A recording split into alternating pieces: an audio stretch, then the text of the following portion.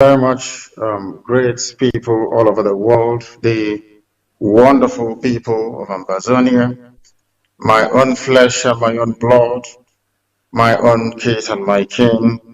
It is a unique honor and privilege to share the same platform with one of your leaders, the leader of war of Ambazonia, Dr. Cho Ayuba, who is here today representing the aspirations, the wishes, and the hopes of Ambazonian people all over the world, and more critically, the leader of Ambazonia himself, the president, who is incarcerated in a prison in Yaoundé. A man I hold in great esteem and admiration. Our hearts, our prayers, our thoughts, and our hopes, of course, go out to him, and we do hope he will be released very, very imminently. My dear people all over the world, Biafrans and Ambazonians, we stand on the brink of history on this very day. Today is the 9th day of April in the year of our Most High Elohim 2021. It is a day that will go down in history, the history of Biafra and Ambazonia peoples, and indeed the history of Africa at large. As a day that our peoples came together with close ranks, identified our common problems, and crystallized it in a speedy emergence of these very two nations. We Biafrans and Ambazonians have resolved from this very day to do what we must do and everything humanly possible to ensure that we change not only the narrative, but to begin the process of the eventual reclaiming of our long shared collective heritage, a shared heritage that goes back to the beginning of time. Today we are indeed on the brink of history. A lot of people never wanted us to get together. A lot of people never wanted us to identify with one another. Those who are benefiting from our misery and our pain, today we have reduced all of them to nothing. Because genetically and culturally, Biafrans and Ambazonians go back to the beginning of time as original peoples of southern Nigeria and southern Cameroon. Geneticists have sequenced and dated the DNA of Biafrans and Ambazonians and discovered them to be one of the oldest DNA on planet Earth.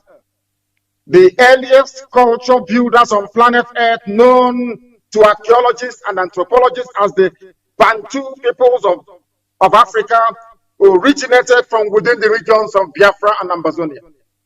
We are old people. We are the people of the ancient. From these very Biafran and Ambazonian regions, the Bantu homeland and the cradle of human civilization, the great Bantu migrations of 1500 BC to 2000 BC took place to introduce our collective civilizations to other corners of Africa and beyond. The history of our two peoples, Biafrans and Ambazonians, has indeed been intertwined and shared from time immemorial. Our forefathers were very much aware of this shared heritage and destiny of Biafrans and Ambazonians. And at different times in history, the coming together of Biafran and Ambazonian peoples under collective leadership and cooperation has produced radically rewarding results. We should perhaps mention a few examples here. Examples of the powerful and rewarding results that Biafra and Ambazonia partnership could produce, we are seeing in the liberation of Haiti, a former slave colony of the French between 1791 and 1804 through a historic revolution. Our people are noted because they are warriors. Ambazonians and Biafrans alike fought side by side as one people in Haiti that made Haiti the first black nation on this very earth to shake off the shackles of slavery and domination. This is the origin of such extant Haitian phrases as Igbo Gramon and Igbo Lele, as you have today in Haiti. Similarly, during colonial invasion and the subsequent colonization of these regions, which was nothing but a sophisticated form of slavery, our peoples, Biafrans and Ambazonians, fought colonial enslavement with everything they had. The exploits of Ekumeku, the secret society of freedom fighters in Biafra land that engaged the British invading colonialists for over 3 decades, is still very fresh in our minds. Again, it was to people from Biafra and Ambazonia that the burden of ending colonial occupation politically in the region fell on their shoulders. Hence, we have the activity of the Nigeria Council, the National Council of Nigeria and Cameroon, NCNC.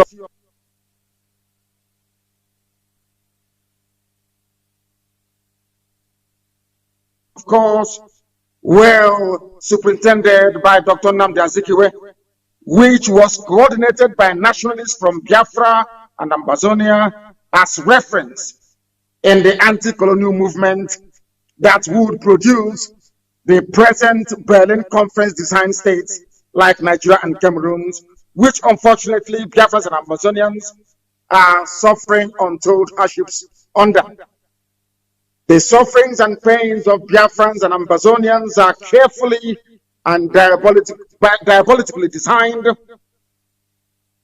neo-colonial schemes to ensure that our peoples, who are natural leaders of the black world, never develop or make any progress, consequently leading to the subjugation of the entire African continent in perpetuity. This diabolical neo-colonialist scheme has not succeeded because the colonial enslavers simply decreed it into existence. No, it was succeeding because some fellow black people or Africans decided to make themselves willing tools in the enslavement of the rest of their brothers and sisters, and this is something that we are determined to bring to an end. This trend is by no means a recent trend. It is indeed a trend that is as old as the Arab enslavement of Africans and will be perfected through the European enslavement and colonization through invasion of the rest of Black Africa. In Africa, there are groups whose whole economic existence and their worldviews have evolved around their collaboration with those who have no value for African lives and want to destroy Africans by every means. That is how the phenomenon of the Fulani terrorist proclivity have been created over the ages to destroy everything that is African. It is a proclivity that has engendered the existence of not less than 6 or 7 terrorist groups that are owned and operated by the Fulani people, terrorizing people and grabbing their lands across West African sub-region, as well as the areas bordering the entire Gulf of Guinea. It is a proclivity that has been enabled by some evil people, both outside and inside Africa. Both Biafrans and Ambazonians have been victims of this evil. And today, going forward, we have resolved to bring it to an end. Over the years, our grandfathers and our grandmothers have stomached this terrorist proclivity in the hope that it would go away somehow. But it's clear to all that after so much turning of the other cheek, because when they slap us on one cheek, we turn the other cheek for them to slap as well, and payment in blood, these bullies never ever became reasonable. Instead, it has emboldened them. This is part of the reason why Biafrans and Ambazonians are coming together this very day to confront our collective enemies together. we are also coming together to rediscover our shared biological and cultural heritages. Extant anthropological studies point to the cultural unity of Biafrans and Ambazonian peoples because we are one people. Anybody who is doubting us should please consult their genetic studies and DNA mapping, which point to a singular origin of both Biafrans and Ambazonians. It is therefore only logical that this day would come. We are grateful to Almighty God in heaven for determining that this alliance must be formed so that God's own people will be set free, as only Him has decreed. We are indeed on the brink of history.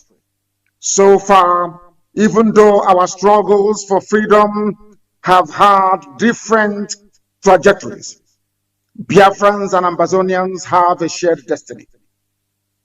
Our collective destiny is to once again lead the continent of Black Africa to achieve the type of civilization that humanity will marvel at, just like our Bantu ancestors did when they civilized the whole of the known world around them. In the coming days, we Biafrans and Ambazonians will be communicating to the world in sequence, and as the need arises, our blueprint for cooperation preparatory to the re-emergence of our nations, just like the Almighty God in heaven, has decreed. In this vein, I hereby welcome every Biafran, every Ambazonian to a new dawn of our shared destiny and collective leadership of our peoples to lasting freedom. Long live the Republic of Biafra. Long live the nation of Ambazonia. Thank you very much. Yes, sir, and that was a press briefing coming from our leader, Mazi Nnamdi Kanu, the leader of the indigenous people of Biafra. And let me use this opportunity to welcome the leader of the Ambazonian Liberation of War, Dr. Cho Ayaba. Welcome. Thank you very much. Thanks to my brother Mazi Nnamdi Kanu, the leader of the indigenous people of Biafra. We have assembled here today in front of our two peoples to declare our intentions to work together to ensure our collective survival from the brutal annexation that have occurred in our both nations. We understand the difficulties that both peoples, the people of Biafra and Ambazonia, have faced in the last 60 years. But we have been discussing in the past few months to ensure that our collective strength be brought together to be more impactful to ensuring that we do not bequeath to the next generation a more oppressed homeland than we inherited. The Ambazonia and Biafra alliance is critical in an area where Nigeria and Cameroon have established two autocracies that have used violence as a political tool to suppress our both peoples. Within Nigeria itself, you have in the north the Hausas and Fulanis who have cross-border relationships in Niger.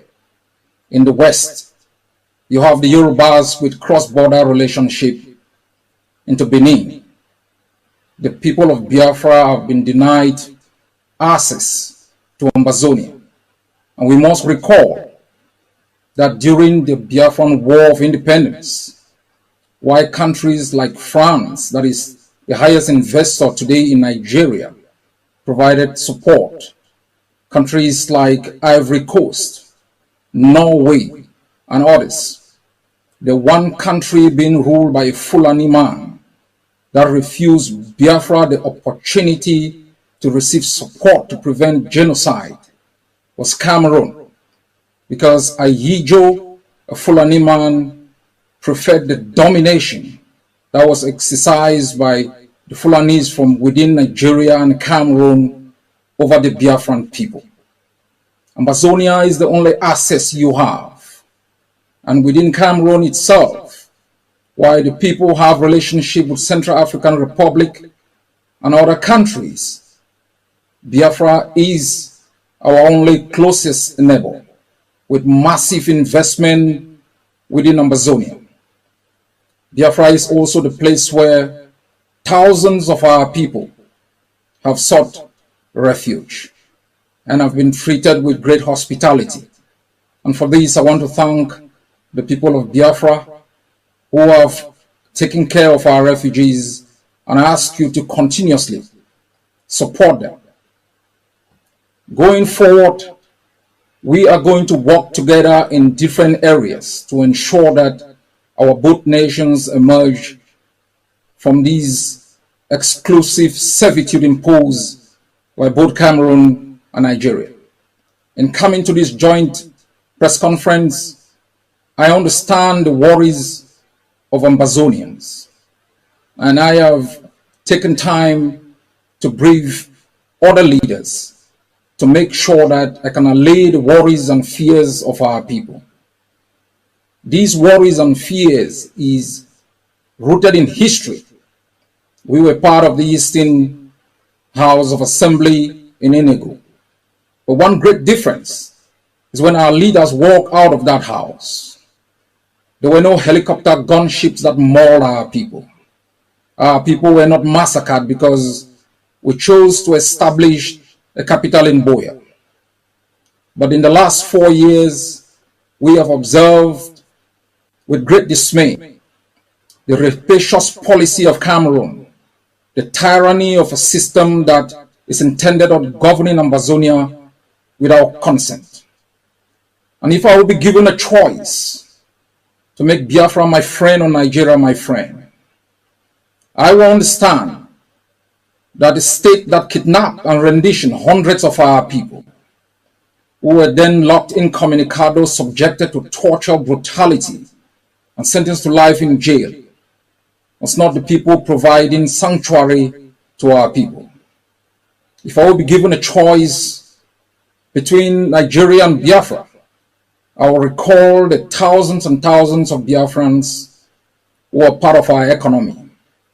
I will recall history, that when we had a wonderful trade with Biafra, the port of Tiko was vibrant. The port of Victoria was vibrant. So too was the port of Port Harcourt and Calabar.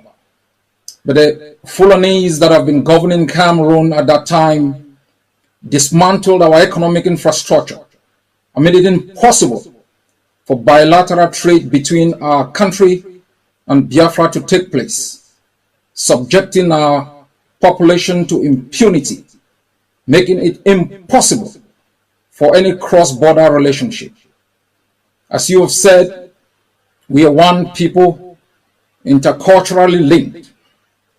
But I also want to remind Ambazonians that I take your concerns seriously. That is why this alliance is split into 3 phases. First, to ensure that both peoples are liberated from the tyranny imposed on them, and to establish within a transitional period methods of collaboration and cooperation to dismantling the economic blockade that have impoverished our 2 nations. And within this period, there will be massive consultations within Ambazonia to ensure that any treaty that will be binding between the 2 nations is approved by the Ambazonian people. This relationship and alliance is critical. Across the globe, nations and peoples and countries are coming together to ensure the prosperity of their people, to ensure the liberation of their people. The Biafrans have been subjected to genocide, ecological hazard, by a few greedy people who have hijacked an entire nation and make sure that they treated the Biafran people with impunity. For the past 60 years, Cameroon rolled its tongues into Ambazonia, subjected our people to economic deprivation, political asphyxiation, cultural intoxication. Those who spoke were murdered. Those who escaped were hunted like games, rendition, and incarcerated incommunicado in the jails of the occupier. For us, the Ambazonian people, we have resolved in the past 4 years to match Cameroon method for method and ideal for ideal, to make sure we arm ourselves to the teeth, to ensure that the brutality that our people have been subjected to in the past 60 years comes to an end, so that we can establish within our own borders economic and political systems that are indigenous to our own cultural and political realities, that our leaders are accountable to our people, that our bounties will be exploited for the development of our people and those who believe in our own values, that our nations will never again, the nation of Biafra and Ambazonia, taken hostage by a few greedy men, our women raped, our children subjected to misery, and our men turned into boys. The era of domination that benefited a few within our continent and beyond its shores, leaving millions destitute, leaving millions moving across the Atlantic, dying in the ocean, must come to an end. We must redefine the contours of the continent. For the notion of Pan-Africanism must be redefined to ensure that self-determination of nations that have been caught under political systems that do not represent their interests becomes the norm. Before there was Nigeria, there was Biafra. You cannot allow yourselves to be taken hostage by a few men who've decided to rape your soils for their own interests. So too are Ambazonians. We don't seek this alliance as an aggression against others. We seek this alliance as a means of self-preservation against tyrannies that have curtailed for both peoples our right to survive within our own shores. We mean no evil to others, for everyone has a right to self-determination, and we are determined to exercise this for ourselves and for our people to ensure we bequeath to the next generation a better country than we inherited. God bless Biafra. God bless Ambazonia.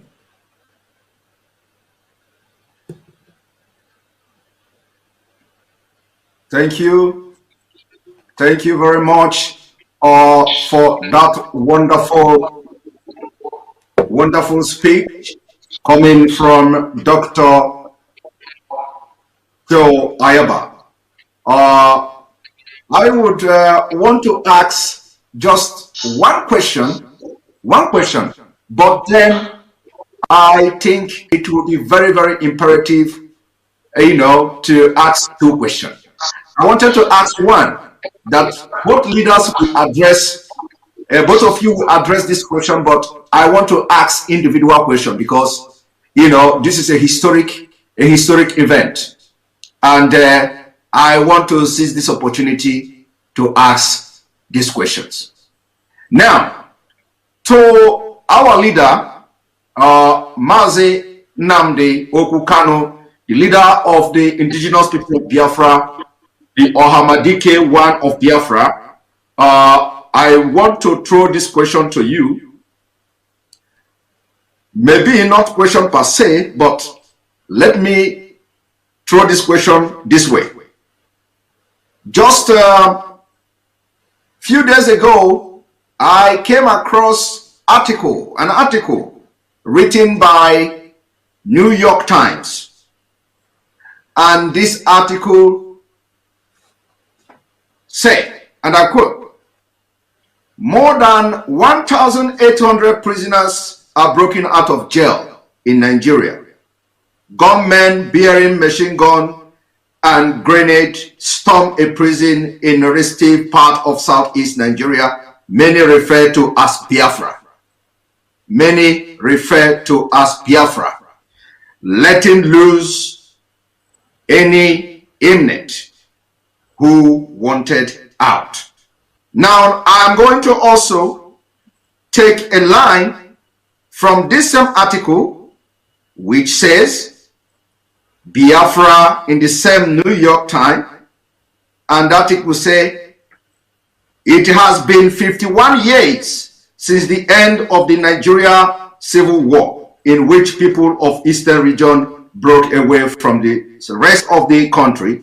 Biafra, the state they created, came to an end when its leader surrendered after 30 months of fighting.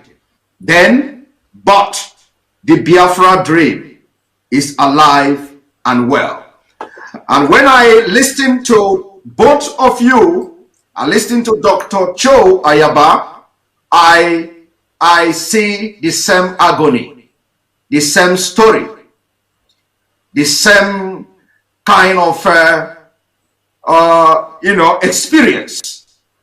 I also have come across an article which says that the some of the Ambazonian leaders who sought for refuge in Nigeria were arrested secretly and repatriated back to Cameroon against international law. Now, why I made references or try to read from this report is because a lot of people may have somehow a different opinion, divergent views about the historic alliance between Biafra and Ambazonia. I want the leader of the indigenous people of Biafra, our leader Mazi Nnamdi Kanu, what assurance are you giving to Biafrans, knowing fully well that New York Times, for the very first time since the beginning of the restoration struggle for Biafra, they are now recognizing Biafra in the east side of Nigeria. Can we hear your opinion on this? Yeah, thank you very much, Simon. And once again, let me commend my dear brother, Dr. Joe Ayaba, for this event this evening, morning, noon, or night, depending on where you're watching us from. I did say many years ago that a time will come when they will talk about us. And that time has come. And they are talking about us because of what we have been able to exhibit over the years. Consistency, determination, resoluteness, and of course, above all, being ideologically, philosophically, and spiritually consistent in what we are doing. Because the word secession, I do not recognize. The word, should I say, extremism, I do not recognize either. Because as I have always argued, you cannot secede from something that you're older than. The white man came and decided to create Nigeria. Nigeria is not the creation of God. And if we continue along this same line, including my dear brothers and sisters of Ambazonia, then ultimately the world will recognize what we are yearning for and do something about it. If they fail to do something about it, we will do something about it ourselves. Because one thing is certain, when did Cameroons come into existence? You heard our dear brother there, the leader of the war of Ambazonia, telling us that these some Ambazonians are looking at today. At the time they were in Enugu, attending the same Eastern Constitutive Assembly in Enugu. The man you're looking at, Dr. Cho Ayaba, and all Ambazonians at a time had their political representation. It is a very good thing. I saw the map that was displayed when Dr. Ayaba was speaking. Look at it very carefully. You will see that when it came to us, it used to be called the NCNC, National Council of the Cameroon, of National Council of Nigeria and the Cameroons. When they say National Council of Nigeria, they were referring to Ambazonia. Ambazonians were part of us in Enugu before. somehow the powers that be determined that they should be cut away from us, that we are no longer one people. What gives you recognition is truthfulness. What gives you recognition is consistency. What gives you recognition ultimately is the ability to let your enemies understand that you will sacrifice anything sacrificable to get that which is right for your people. And that is why we are getting a mention in New York Times. As you would say, you did not mention CNN, because the same thing happened to CNN, even quoted me for the very first time. I'm not sure they've done that before. CNN quoted what I said regarding the attack of a non-gun, I wouldn't call it an attack, the granting of grace and freedom to people who are illegally incarcerated in Nigeria. And I do hope as time goes on that the same level of consistency and spirit of never say die will go into all ethnic nationalities within Nigeria and beyond that are yearning for freedom. Thank you. Thank you very much. Thank you very much for that insight on that report. Yes, I didn't come across the CNN report yet. I'm going to look into that.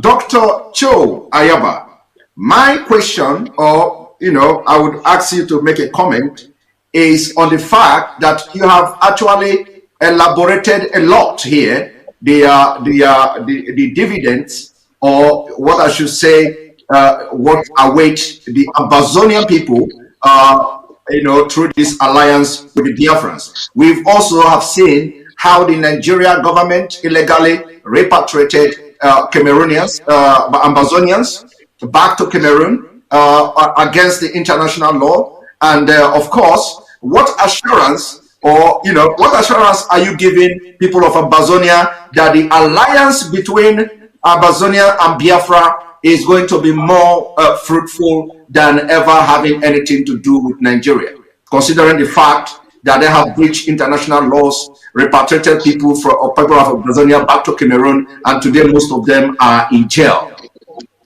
unconstitutionally? Thanks for that question. If you look at the map across the globe, whether within the European context, if you look at why there was a Second World War or First World War, you will discover that there are Germans within Switzerland. There are Germans, the Germanic race in Austria. You have the French across in Quebec and in Belgium and different places.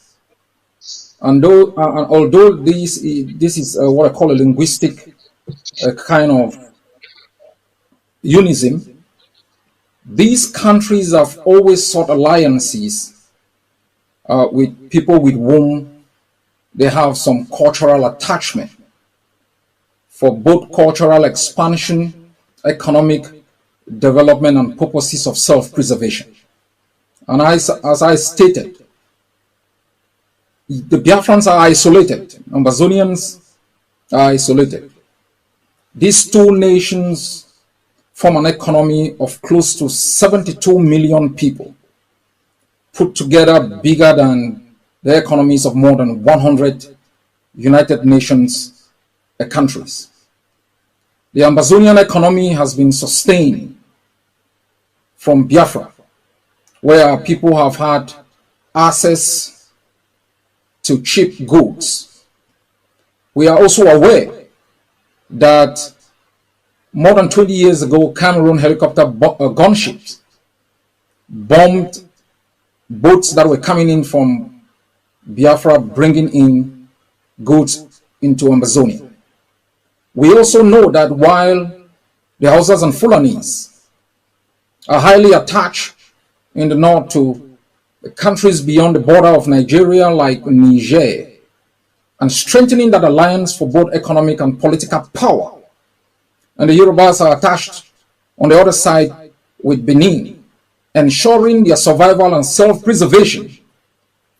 What choice do the people of Biafra have? It's Ambazonia. And so this political alliance is crucial for the purposes of self-preservation of the two nations and also to let the others who have occupied our both countries know that we will not choose our friends based on the definitions and interests of those who've subjected us to impunity. As you've rightly said, a few years back, hundreds of Ambazonians were illegally kidnapped. Those who were even sought asylum within Nigeria. They were subjected to psychological torture in prisons across Abuja, chained like sheep to the slaughter. In addition to Cameroon, where they were incarcerated, detaining communicado, sentenced to life in jail. This is the collaboration between Yaoundé and Aso Rock. It serves the interests of Yaoundé and Aso Rock. It doesn't serve the interests of Ambazonia. And it has put to shame, it has brought shame to the Biafran people who have shown great hospitality to our people, including ensuring that there is protection for our refugees. Even though the refugees are within the Biafra land, we have observed with great shock attempts by Yaoundé to work with certain political individuals within Nigeria to repatriate our refugees despite the raging war. This collaboration, as I have said, is defined in three phases. I will be leading on behalf of the Ambazonian people, working with the people of Biafra and the leader of the indigenous people of Biafra to ensure that in phase one of this collaboration, we are able to work together to ensure the self-preservation of both peoples. However, the Biafrans choose to do it with their choice.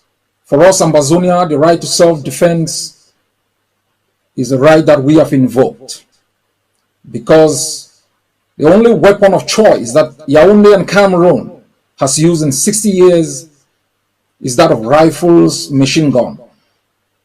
We have risen up, armed ourselves, and we will continue to arm every Ambazonian to make sure that even after independence, there will be no threat to our independence as we saw 60 years ago. And I think it is important that when we establish a free and independent nation beyond our borders, there should be another nation that is free to engage in trade, commerce, dismantling the economic blockade that both countries of Nigeria and Cameroon have imposed.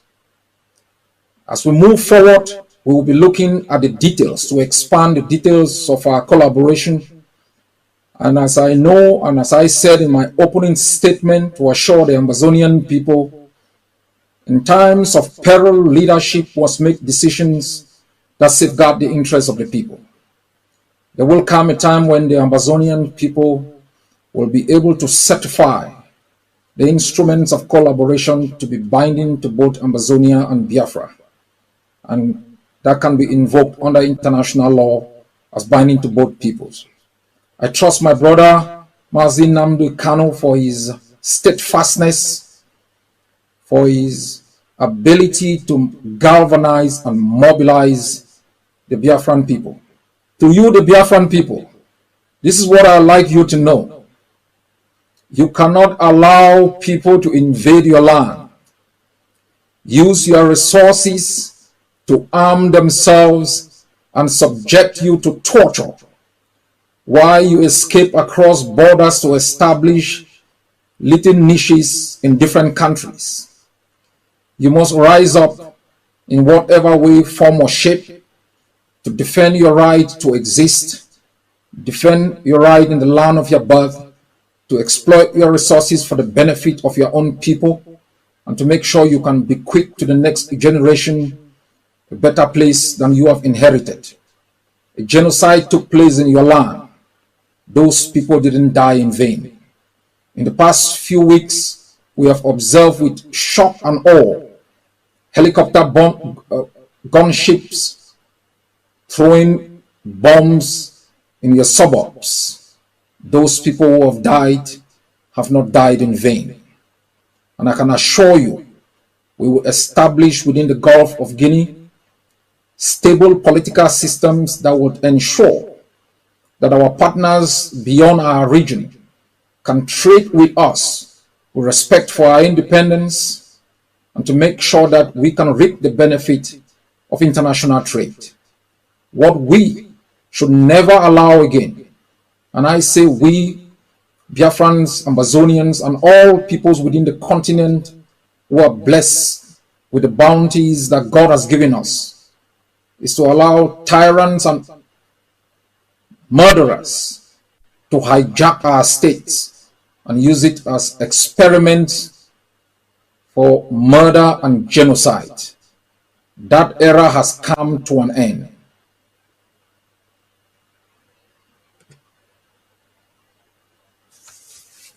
Well detailed comment on that question I asked. Thank you very much. Both of you have done so well, and our viewers also thank you for watching. We are going to ask you, both of you, to give somehow a closing statement. You know, word of encouragement to both countries, both nations, especially those of our men in the forefront of this struggle. We want you to give word of encouragement. Very brief. We can start from Mohamed or Biafra. Yes, thank you, Simon, and once again, thank you, my dear brother, Dr. Cho Ayaba. What I have to say is very simple, is that we have embarked upon a mission and a journey from which there is no turning back until victory is assured. What we can also tell our people today is one thing, that we are not going to stop what we are doing until freedom is secured for all our peoples. It doesn't matter what the enemies do. It doesn't matter what they intend to do. It doesn't matter the sort of collaborations they may enter into. It doesn't matter what form of brutality or any form of brutality they may wish to visit upon us. We are resolved and determined to make sure that we prosecute this very campaign to its glorious end, because in the end we're going to emerge victorious. There are men who are fighting, people who are defending our land against the excesses of Fulani Janjaweedism, those who have come from the Sahel to take over our land. We're not going to allow them to do that. I must encourage them, and also encourage Ambazonian fighters as well in all that they are doing to ensure that the land of Ambazonia is safe. We must not make this very mistake that most people do all the time, to think that help is going to come from somebody else. Nobody's going to help us. We are here to help ourselves, and God willing, we are going to emerge victorious. So I thank all people watching right across the face of this planet Earth today, and especially to this very union of Biafra and Ambazonia, because I do know that in time to come, it will yield positive fruits and results that will help propel both nations towards freedom. And that's why we are here. That is what we are dedicated to doing. And that's what we are going to do every blessed day of our lives until both peoples are free. Thank you very much. Thank you very much, dear Hamadike of Biafra. Dr. Cho Ayaba, can you give the men in front line your word of encouragement? Thank you very much. First, I would like to thank my brother for the courage. Both of us standing here today is out of courage. And I want to thank you very much for having that courage to make sure that we can step out of the cocoon and speak together. To our both peoples, the people of Biafra and Amazonia, I would like you to be assured that in our greatest moments of need, like those of others before us, they've established alliances to ensure their survival. Look back and you find roads and our villages littered with the charred bodies of brave men and women who rose before us to attempt to defend our lands. You look back on its horror and pain faced by millions of people who have never known happiness, who've never known peace, facing ecological and economic disaster of untold proportions, imposed by others who have sought to occupy our both countries without our consent. Look back and there is genocide and hopelessness. You look forward, there is hope, but you require determination and courage to marshal on and to make sure that we can both be free. Ambazonians must know the tenure of Cameroon in Ambazonia has come to an end. The last chapter of its presence has been written by the blood of our people, and its tyranny and subjugation and impunity and abuse shall never again be tolerated. We will establish going forward friendship with people who have similar experiences and who mean good for us. But we'll also ensure we proudly safeguard and preserve our independence. To you, the people of Biafra, you have to stand firm.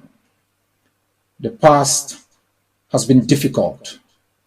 The present is hopeless. But the future under your present leadership and construct is very hopeful. God bless you all. Thank you very much. Thank you very much. This has been now a very successful press briefing. And on this day, the 9th of April 2021, history has been made. Thank you very much, Ohamadike of Biafra. Thank you very much, Dr. Cho Ayaba. And may God bless you. Now, our viewers, we are going to continue and we are going to have some panelists who are going to join me in the studio, and we are going to make some kind of analysis on the speeches of these both leaders. So our viewers, don't go away. Sit right there and watch as we bring in panelists. And remember that the collaboration and alliance between Biafra and Ambazonia has just started. Most of the thing is not going to be happening on social media. We are not going to be broadcasting as we move forward in this quest for freedom of both nations. For the actions, collaboration as a result of the collaboration, or what you are going to be seeing from now on will tell you what is going behind the scene. The history has been made. And somebody like me and you watching today, we are all happy to be part of this great day that I have just started. Thank you and stay tuned as we come back. We will be right back.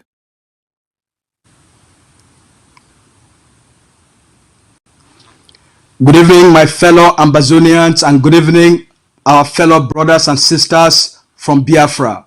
I am Lucas Asu. We'll be doing the post-analysis of the joint press conference between the leader of the indigenous people of Biafra, Nnamdi Kanu, and Dr. Ayaba, leader of Ambazonia War of Independence. We're going to have a great panel discussion to analyze the impact of this joint press conference, the impact of the alliance, the impact of the future of the people of Ambazonia, and the future of the people of Biafra. Welcome to you all, and good evening once again.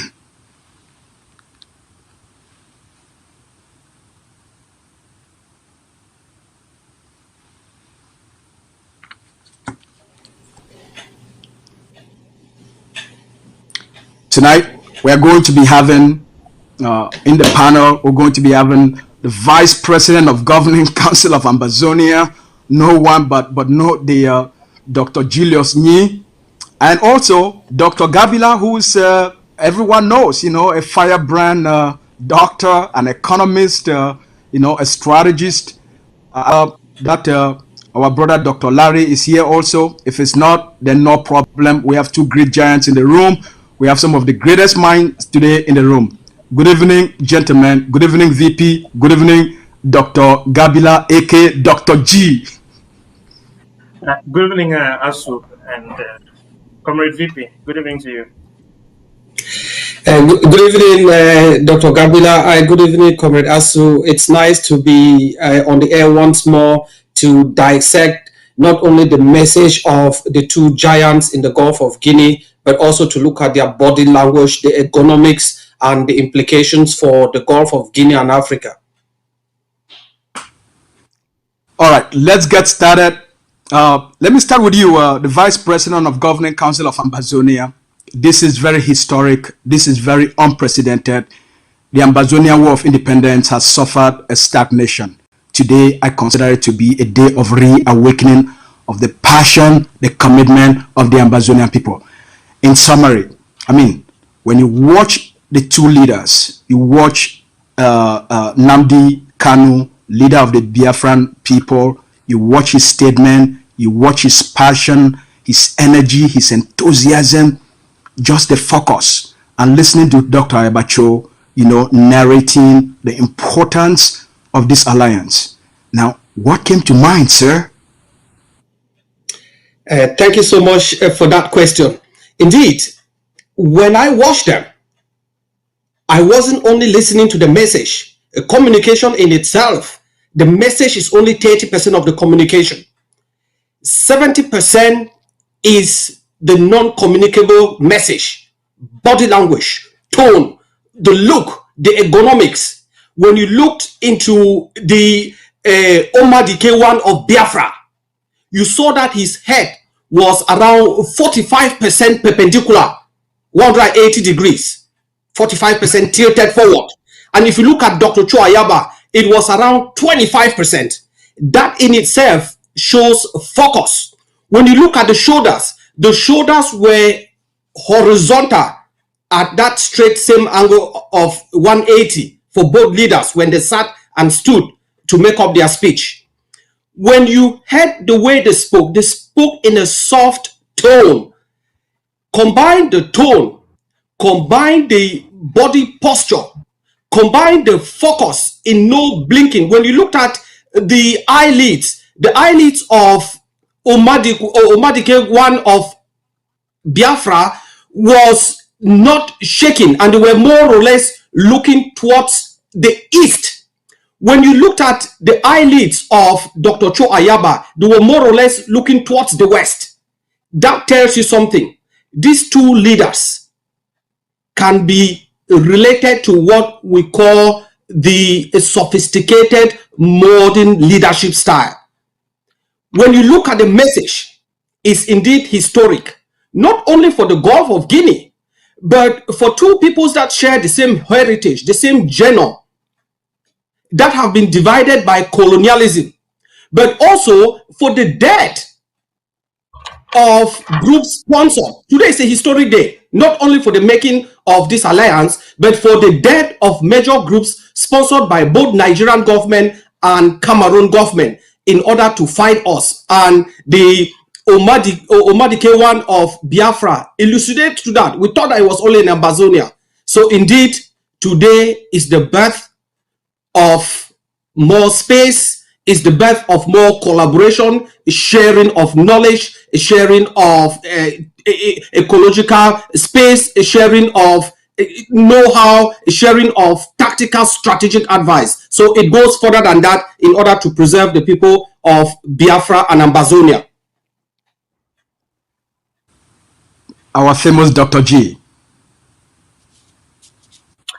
Comrade Asu, thank you so much for this opportunity. I thank Honorable Comrade Vice President for the honor of sharing this platform with him. And I approach this very much from the perspective of an independent-minded analyst that attempts to engage with very complex and delicate arrangements of this nature to try and help our people to the most important thing. And permit me to start by saying that I want to commend the leadership of and the leadership of IPOB for taking a very bold step to forge this beginning steps towards defining the blueprints of an alliance.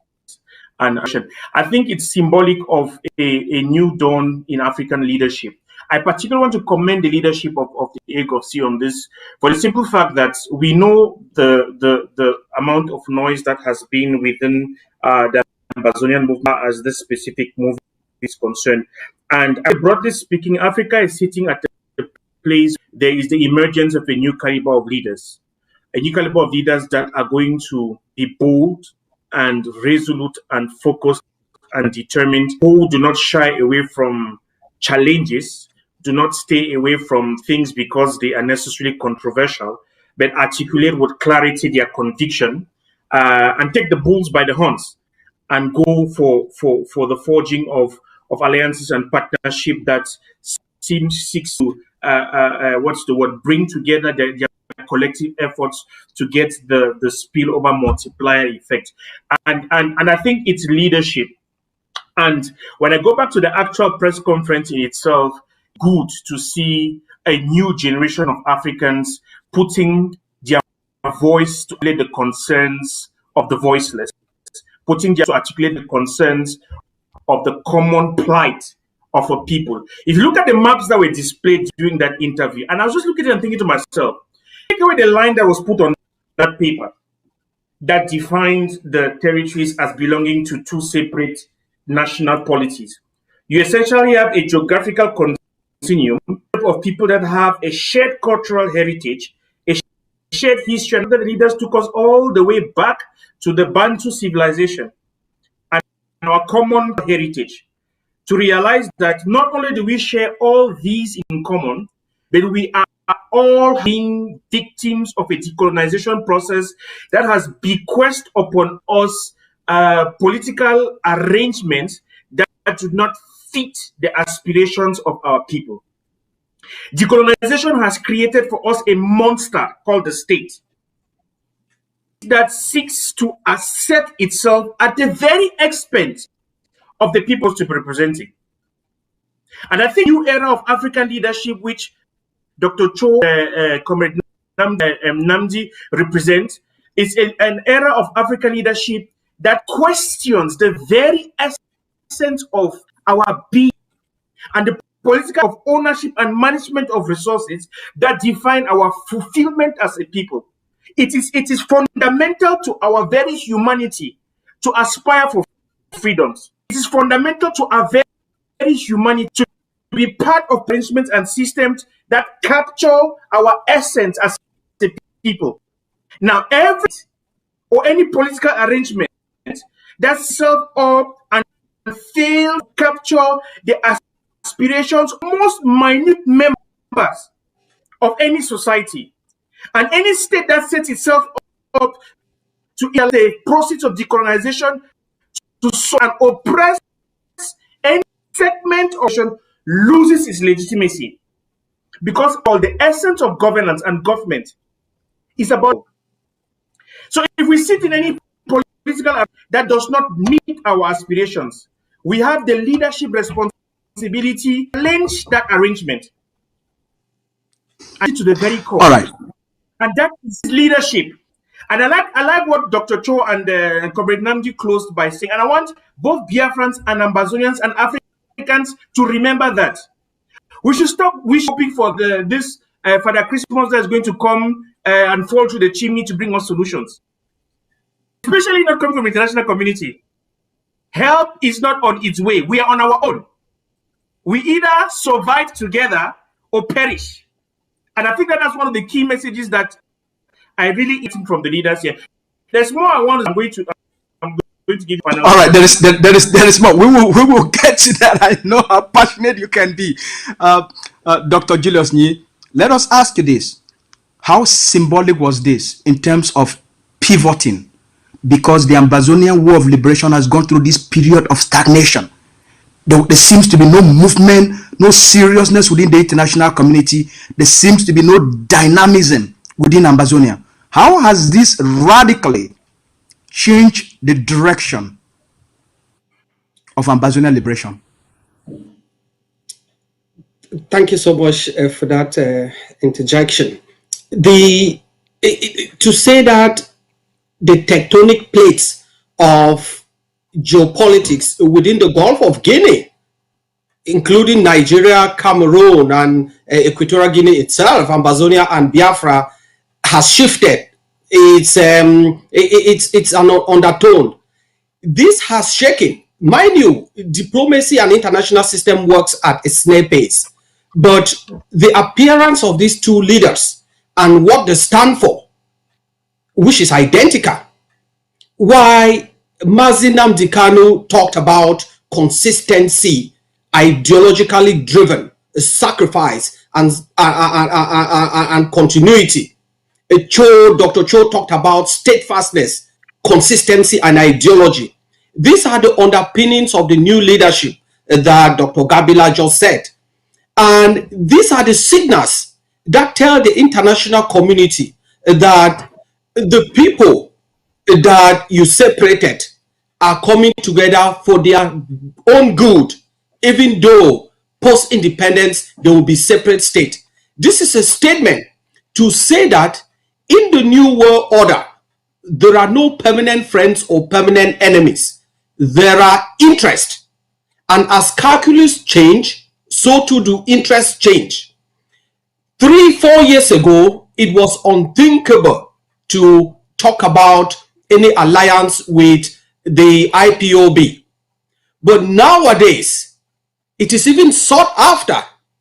It is the talk of the day, because the two people that share the same developmental history, the same culture, the same political history, the same violence against its own people, the same killing, the same international conspiracy to wipe them off the map of the earth has emerged.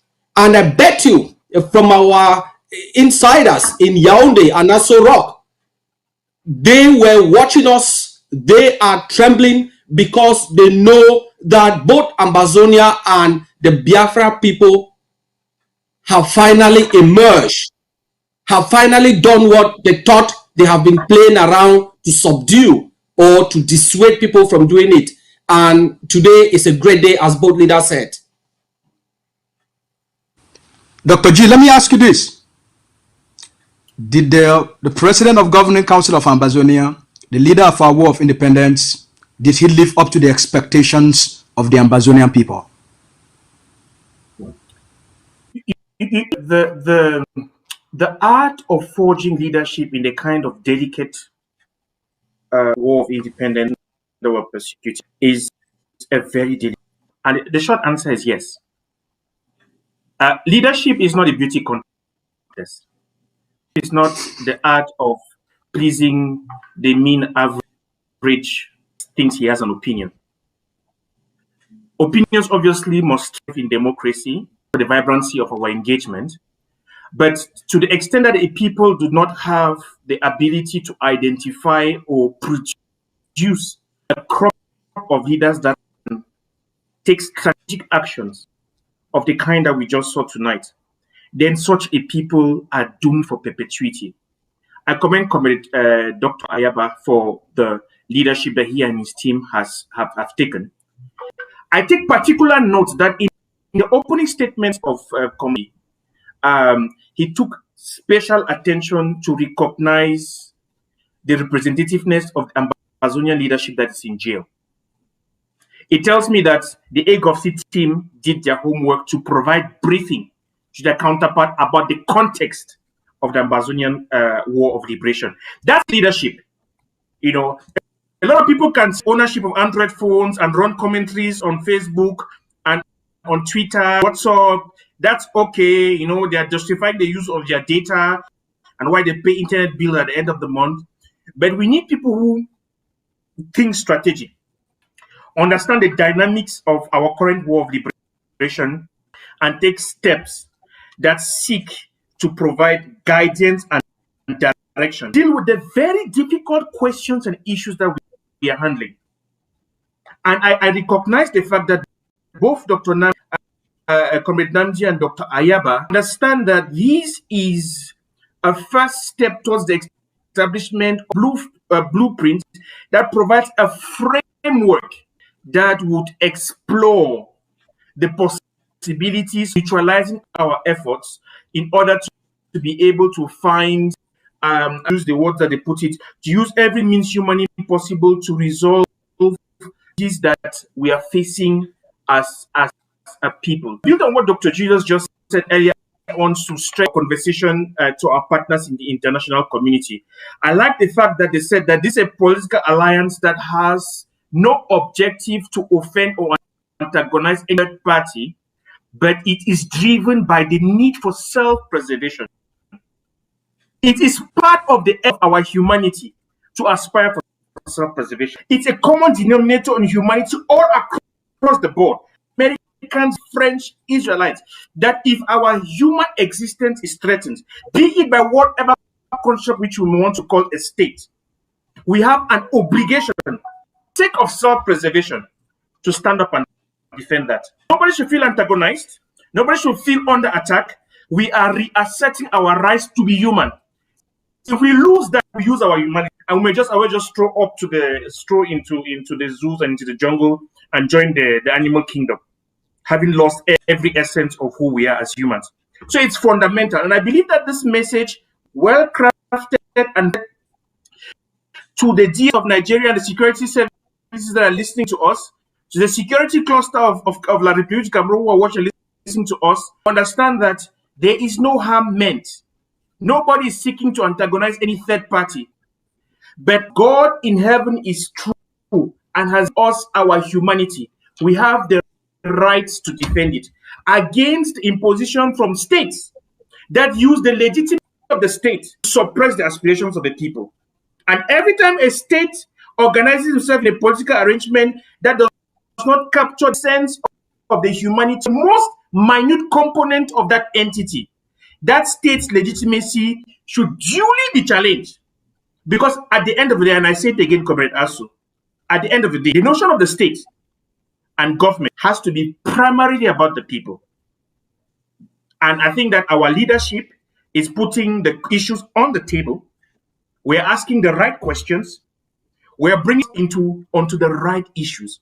We are saying it's about time as Africans where we rise above the vestiges of decolonization and let it not be instrumentalized to destroy us.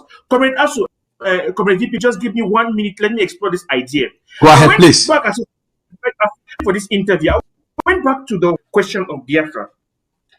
And it occurred to me that post-colonization, I'm saying after 100 years of the slave trade and almost another 100 years of fighting, that I should and see 2 million Biafrans. I'm not talking about sheep and about human beings that are murdered in cold blood as a result of the starvation policies of General Yakubu Gowon. And we sleep at night and we somehow justify that in our brains, in our understanding, that it is okay for us to murder our own in the name of the elusive concept that we state. What is the state? Where did it come from?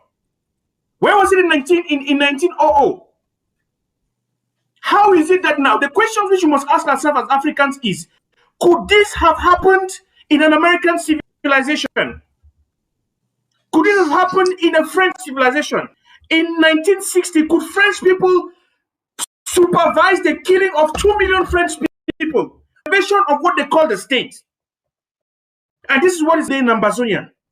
For the last, since 2016, we Africans sitting and mint and the resources of the state and kill other Africans. Somehow rationalize that to themselves, that it is for the preservation of the integrity of the state. What is the state? State becomes a monster that consumes the people. The people have an obligation to rise up and challenge that notion that is called the state. And that's what. All right, Dr. G. All right, Dr. G. Let me ask the Vice President this question. Dr. Julius, let's ask you this. How has this alliance, how has this joint press conference change the dynamics in the international community? This press conference and the symbolism of it can also be equated to our admission at OMPO. Remember in 2018, when we visited the Basque Parliament, when we went into some collaboration with the Basque, we were told that the Basque are no country yet, it doesn't work. And we explained to the Ambazonian people that we had done our research, we had done our homework, we had looked at our situation, we had looked at the international system, and we understand how it works. That you don't get to the top by playing top game. You don't play the Champions League when you wake up in the morning. You start with your quarter game to a third division, to a first division, and play the Champions League. So today's sharing of a platform and collaborative apparatus between Ambazonia and Biafra that seeks to preserve their people, to be liberated, is a milestone that is being read not only at the level of governments, but multilateral international organizations. It signals that even underprivileged people of Ambazonia and Biafra can find common ground and friends. It also opened doors, just like the Basque country did for us, that we could only talk to the Basque, and today we are talking at the middle of the United Nations. That is only a matter of time, as I said in my address last week, that this year is year of power diplomacy, that from this collaboration, other countries will follow suit and align with Ambazonia and Biafra, because their interests would be preserved, their interests would be pursued internationally.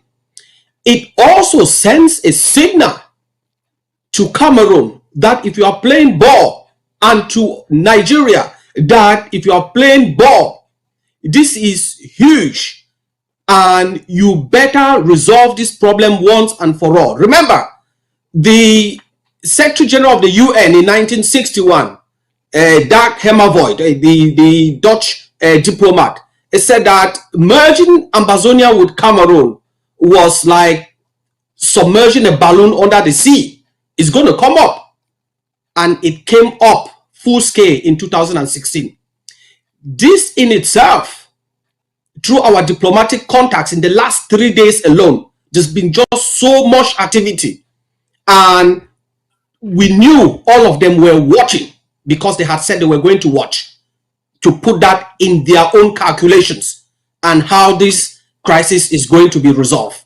But let Cameroon, let Nigeria make no mistake.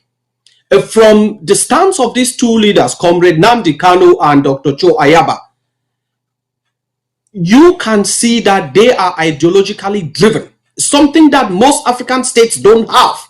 Even their countries are run on a day-to-day policy. They are not based on any ideology or any strong foundation to protect the lives of Africans and their countrymen and women.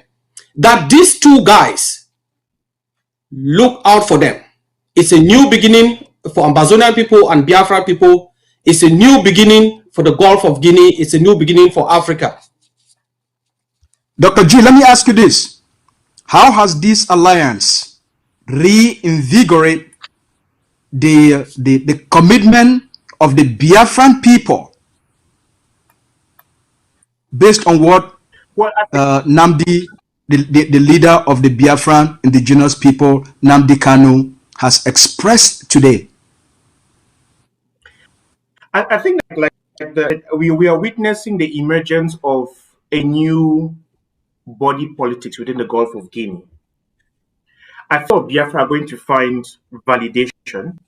They're going to find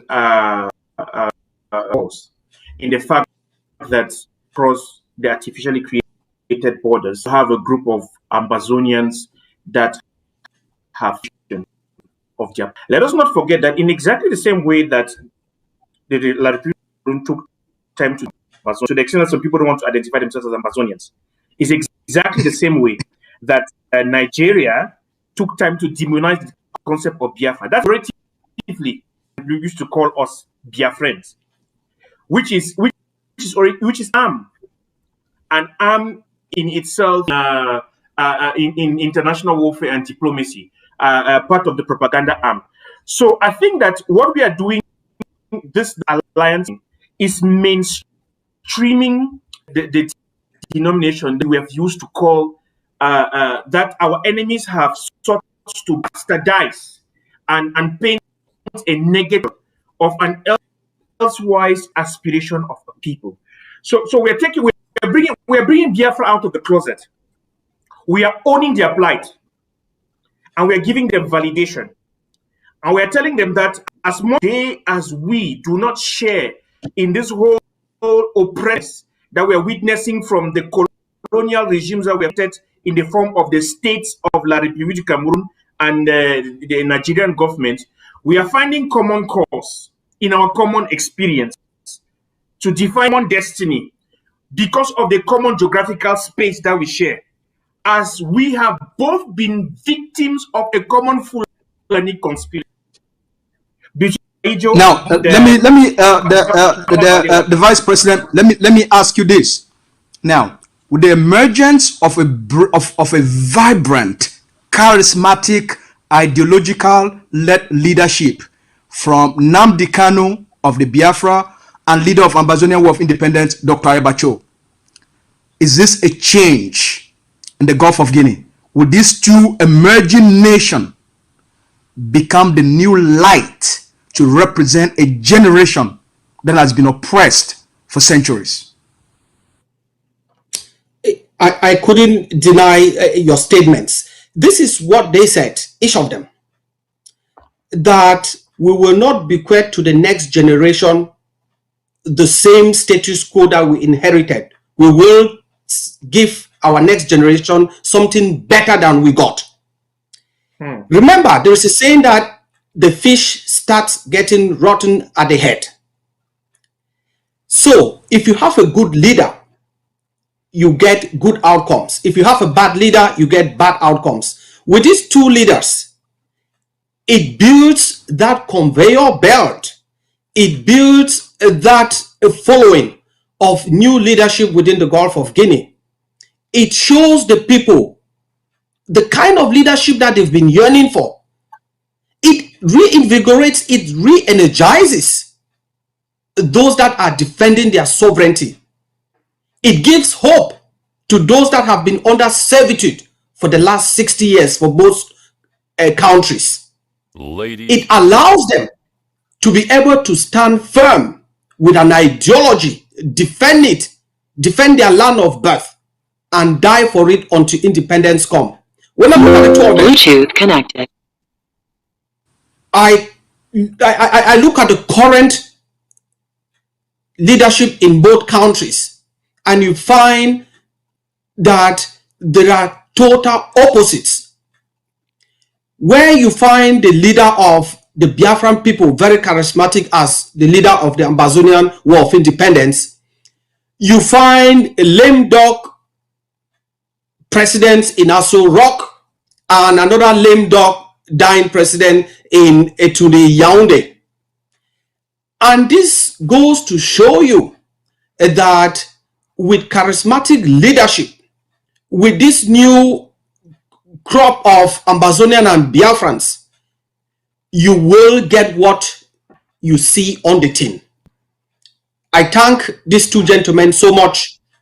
Many people were questioning, why do you do that? Why should we join with the Biafra? We are not fighting the same war. The Biafrans weren't recognized in 1961.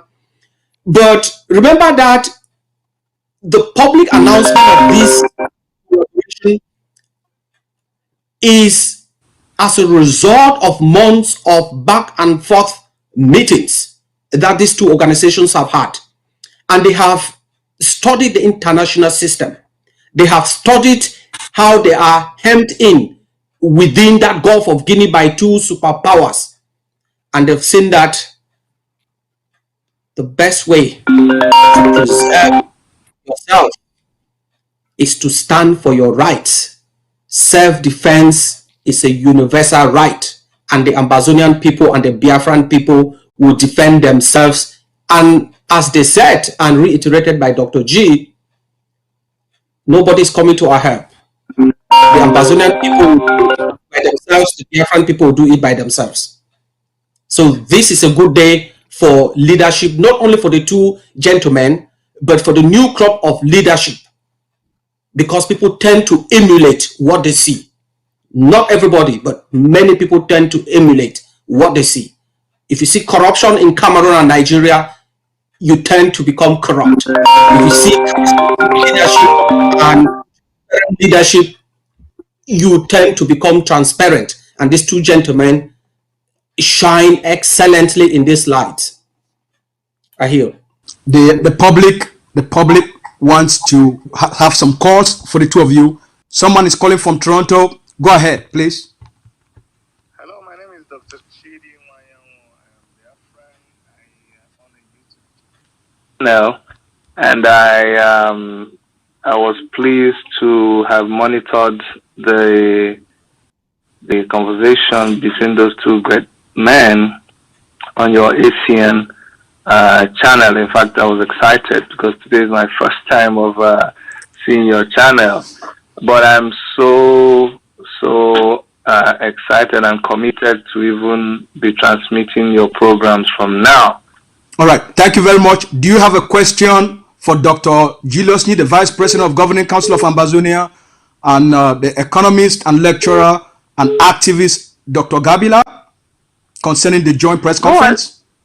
No, I don't really have a question for them, because mine, if anything, is just to encourage people who have not been monitoring the program. I monitored it a little bit, and I had to attend to another program.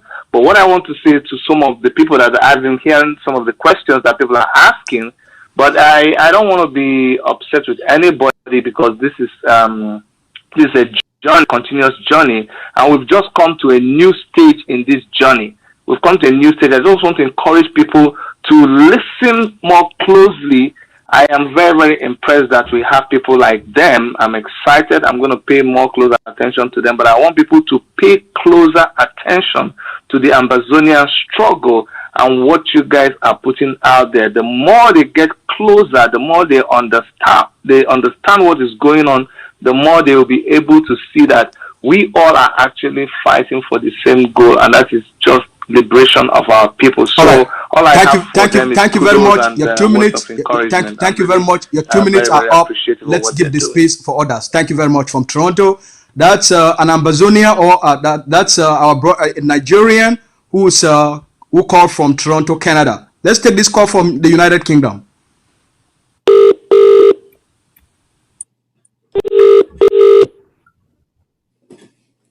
Hello.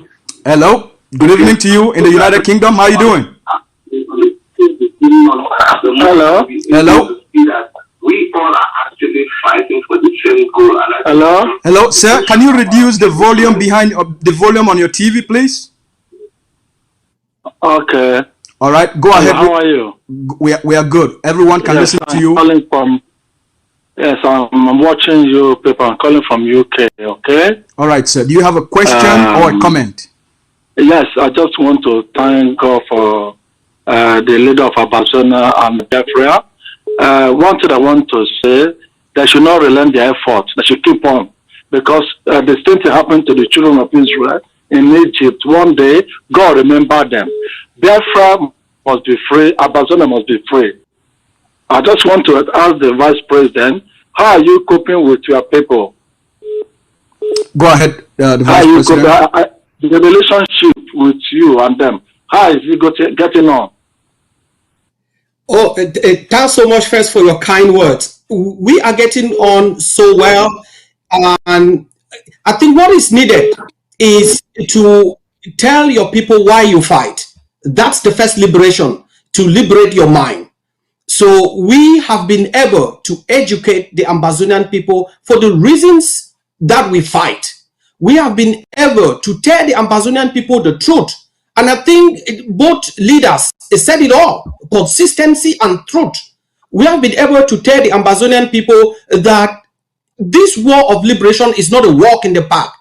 It's not something that you would pick up a roadmap from January to 1st October and tell people that on the 1st of October you will have independence. This is a long walk in the wilderness that requires sacrifice, and both leaders mentioned about sacrifice, that requires stamina, but also that requires a non-backing down approach. We are not blinking. So if you tell your people that, and they know that they are fighting to defend their damn God-given land, they know that they are fighting to preserve their life. If not, they remain in servitude. They will rise up, and they are rising up in Ambazonia in their numbers. All right. Thank you, caller, and thank you, the Vice President, for that, for answering that question. We have a lot of calls coming in. Let's take this call from somewhere. I don't know what country is that. Hello. Good evening to you. Let's take this call from Germany. Hello, comrade in Germany. Good evening. Good evening. Good evening. Thank you, my brother, for accepting this call. And I am calling from Germany. Yes, you have 2 minutes. Go ahead. Either you have a question or you have a comment. Okay, I just have a comment and just a comment. Thank you very much for this very wonderful program that you guys organized.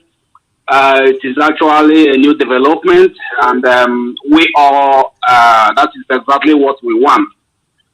You know, the reason why we are suffering, both Biafrans and Ambazonians, is because we have given those people the chance which we couldn't have given them for the first time. But I can say that is not our fault, because those people who claim to be our leader are not actually our leader. They are slaves to white people, to these people who are living in their country.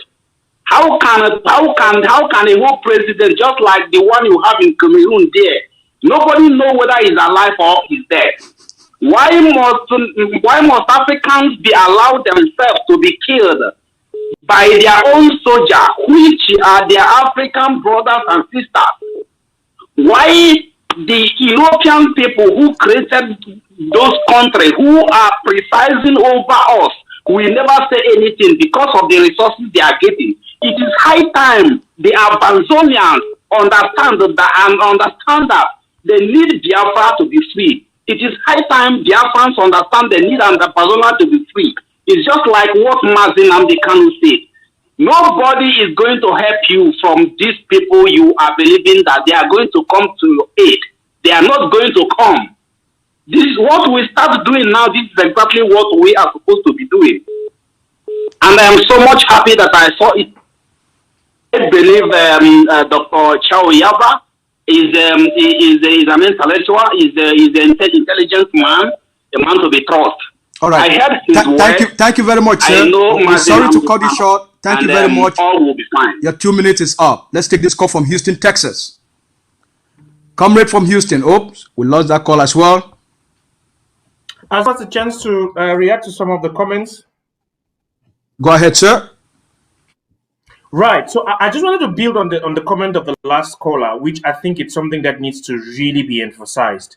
The whole notion of feeding Africans, the whole notion of on black violence, the whole notion post independence of us using payers' money to give guns to Africans. You have a question or you have a comment for either Dr. G or the Vice President?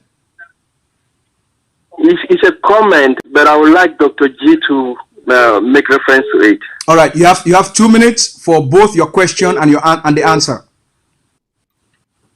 All right, thank you. I think the game has been stepped up, and I want to talk about the regional aspect of it. We cannot ignore the fact that Biafrans are our neighbors. We cannot ignore the fact that La Republic too is our neighbor. We cannot ignore the fact that we have the Atlantic Ocean on the other side.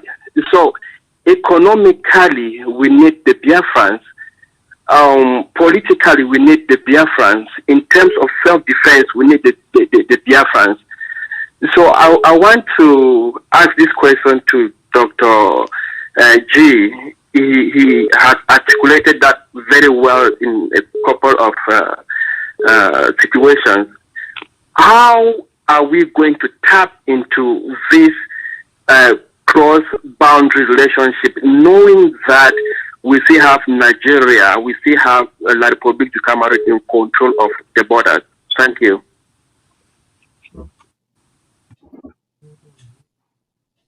Okay, Asu, Dr. G, go ahead. Yes, thank you much to the caller for that quick question. Very quickly, as both leaders articulated, the combination of Biafra and Ambazonia is a population, it's a territory, and I think Dr. Ayaba articulated that, of about 78 million people, to be corrected, which he said is larger than over 100 different member states of the United Nations. That speaks of a market. That's number one. Number two, the two territories we are talking about have the unique advantage of not being landlocked. We both have access to the sea, which means that in terms of trade, in terms of the ability of the economy that could, of a potential regional economy that could emerge out of these two territories, there's a sense in which there is a guarantee of economic sustainability. Both leaders made reference to the fact that there is a significant amount of trade that is taking place between both territories at the moment. And the emergence of the concluding phase of the war of liberation should lead to the creation of cross-border infrastructure projects that make these economies to be more integrated with each other. Let us not forget that from a geostrategic perspective, both regions are sitting on the border of your CEMAC and your ECOWAS regions. It becomes a critical point of contact for trade between the broader two economic regions and African Union economic integration perspective. So the potential is huge. The potential is huge. The argument sustainability is beyond question. I don't want to go into the question of ownership of resources and the wealth that is sitting beneath the soil of these two territories. I don't want to go into the question of the enormity of human resources that are shared by these two territories. But it's a question which is with the caller's question, which I think that we need to take into account. At the end of the day, say worst case we emerge with enmity from both Nigeria and Cameroon. We do have what it takes to be able to survive and interact with the rest of the world. But our hope is that reason is going to prevail. And as the Vice President started off by there are no permanent enemies when it comes to issue of international diplomacy.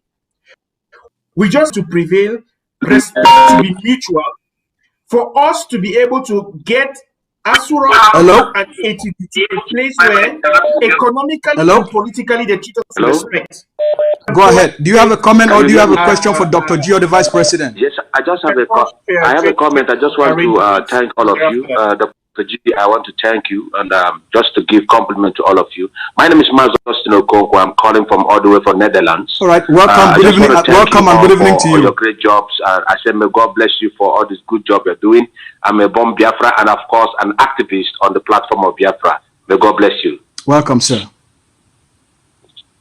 Thank you. The only thing is I want to be able to tell all the Ambazonians, especially those of us who are very, very equipped in the broadcasting on the Facebook, we should stand up and keep this move.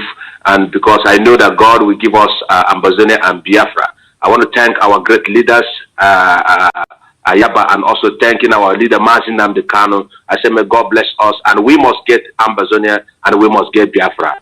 Thank you all. Thank you very much. Let's take this. Wow, we have tons of calls coming in. I don't know which one to take.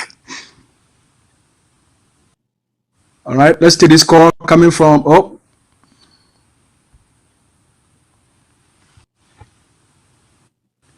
we have a few more minutes for the leaders to take calls.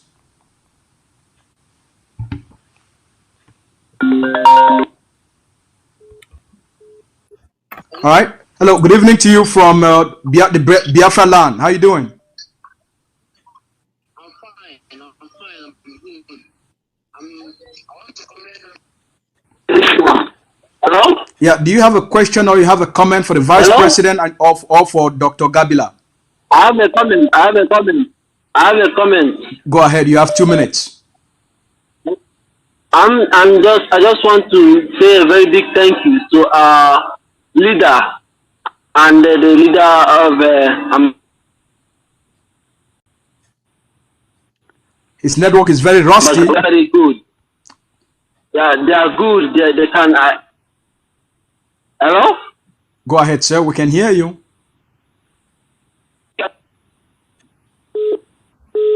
His network is rusty. Let's take another call.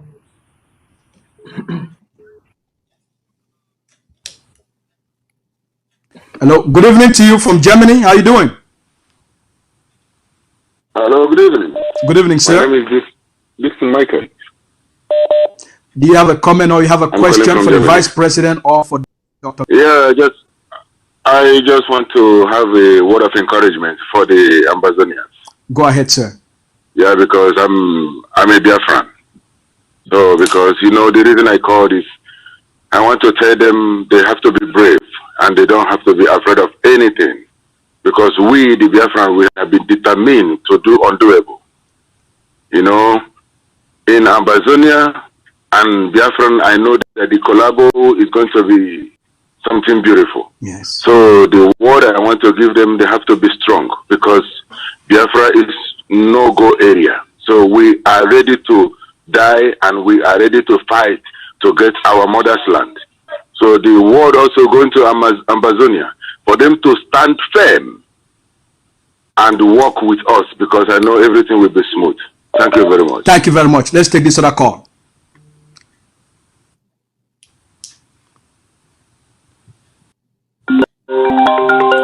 Let's take this call from California. Good afternoon to you. Good afternoon, Mami. Yeah, good afternoon. I'm calling from USA. Yeah, I know you're calling from California. How are you doing? I'm doing good. Do you have a question or you have a comment for the Vice President and for Dr. Gabila? I just want to give you a word of compliment. Go ahead, ma'am.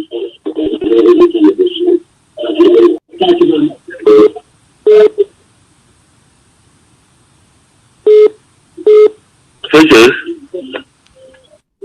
All right. Good evening to you from the United States. How you doing? Fine. Hello. Hello. Hello. Can you hear me? We can hear you, sir. Do you have a question or you have a comment? I have a question. Go ahead. Is it a question for Dr. Gabila or for the Vice President? It's for the Vice President. Go ahead, sir. Okay. Can you hear me now? We all can hear you very clearly. Okay, all right. Okay. So my name is Chris, and I'm calling because the Vice President looked like somebody I met at UNN at University of Nigeria in Soka. We had a lot of Cameroonians coming there to study with us. And I kept wondering, why are these people coming to study? One of them, by name John Batuku, I asked him, bros, don't people have a university in your country? He said, no, that we are more comfortable coming to Nigeria to study. I said, study? People, you speak French.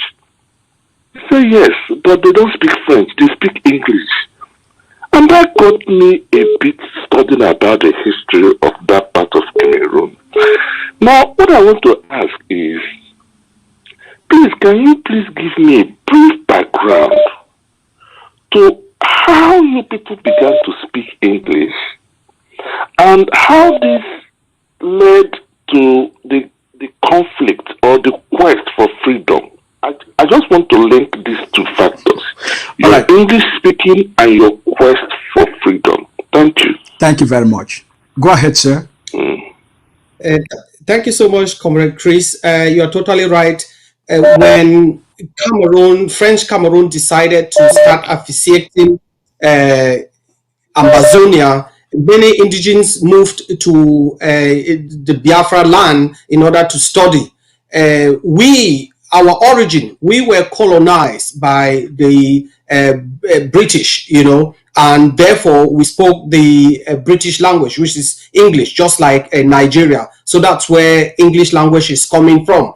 But again, the view of Ambazonians or people from that part coming to study in Nigeria is due to this economic deprivation, but it's also due to this natural affinity that in difficulty, you always move closer to people that look like you, that behave like you, that are like you. So we couldn't go to somewhere else, but we could go back to where the Bantus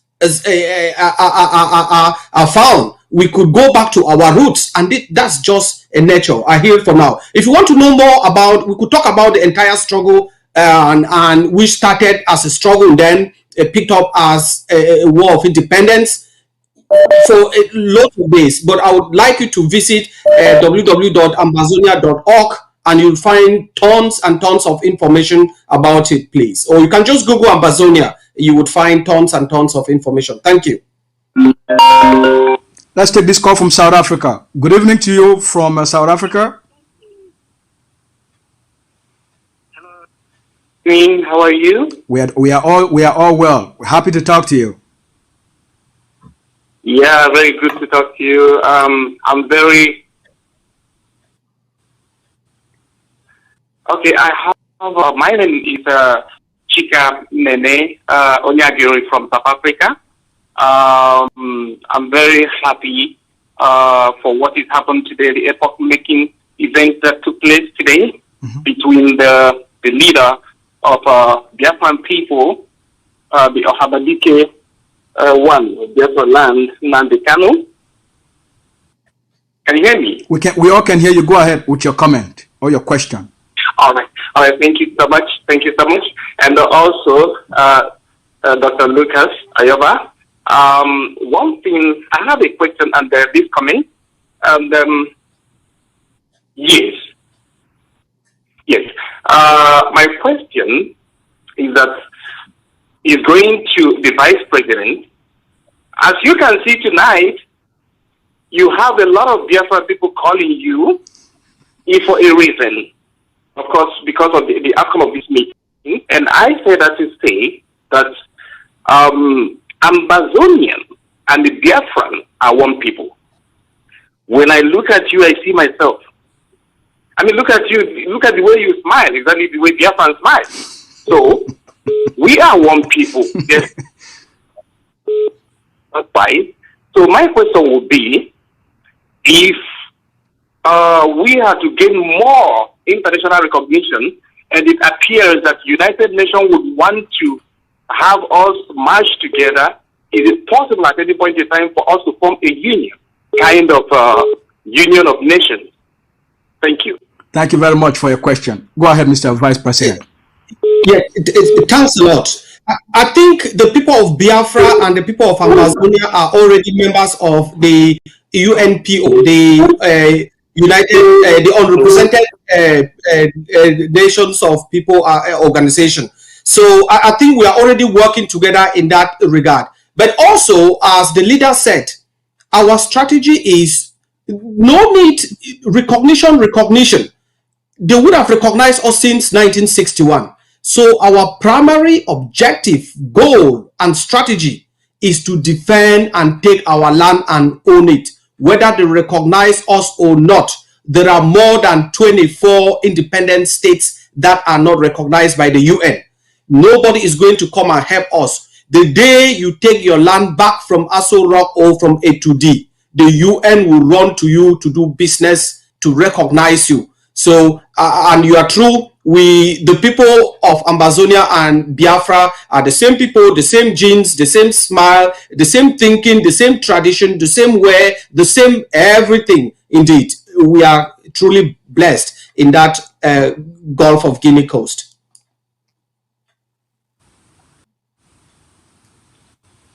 Are you satisfied with your answer?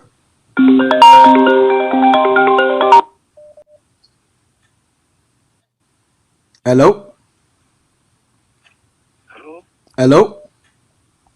Yeah, hello. Good evening. Good evening to you, sir. Yes, my name is Elvis. I'm calling from Germany. All right. Good evening. Do you have a question or you have a comment? Do you have a question for Dr. Gabila, or you have a comment, or for Dr. Julius Ni, or you just have an excited comment? I will say what I want to say. Maybe it will look like a question. All right.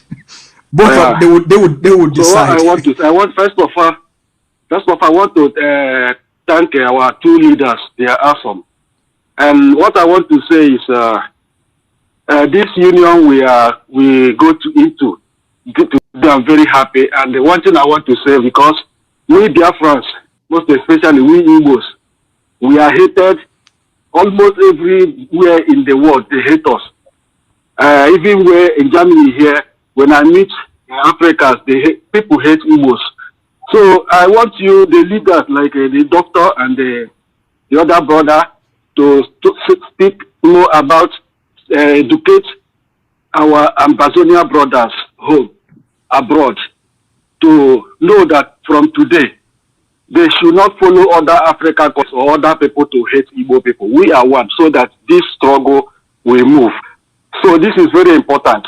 You should understand they hate Igbos very well. Every place Igbo might enter, people jealous in the hate. But today, I believe you people will enlighten your people more about Igbos and about all Biafrans in general, to love them, to see them like their brothers, so that this thing will move forward. It's very important. Thank you very much. Thank you very much. Go ahead, Dr. Gabila.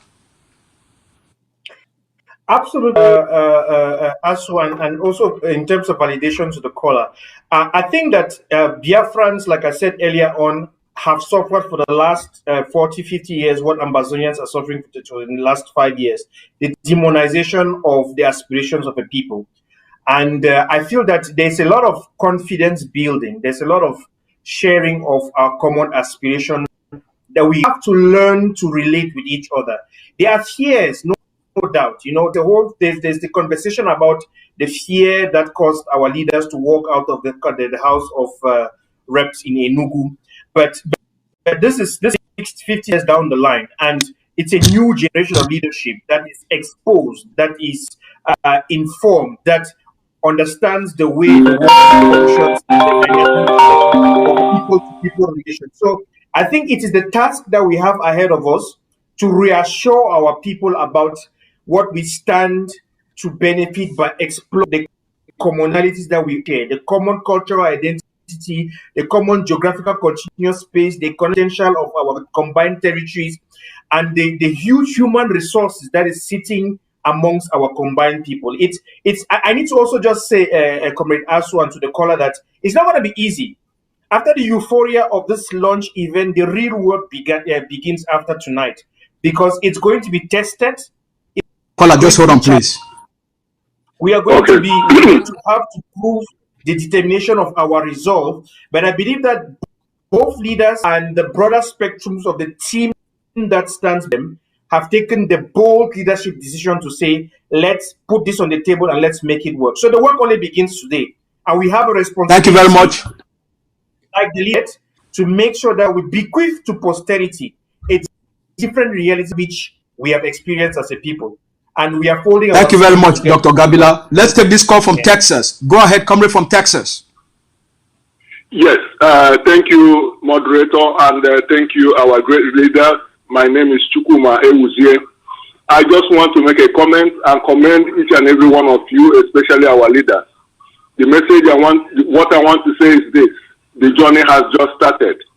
So our Ambazonia brothers, our Biafran people, this is a call, a wake-up call. We must all rise to it. The momentum must be kept on going. The only thing that scares the oppressor is when the atrocities are known. And I think by this joint conference today, the coast is very clear. Those who doubted, they will not believe. So all hail, all hail Ambazonia. Thank you. Thank you very much.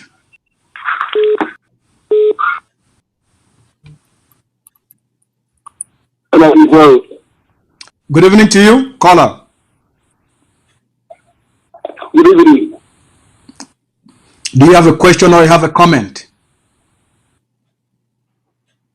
I have a comment. All right, go ahead, sir.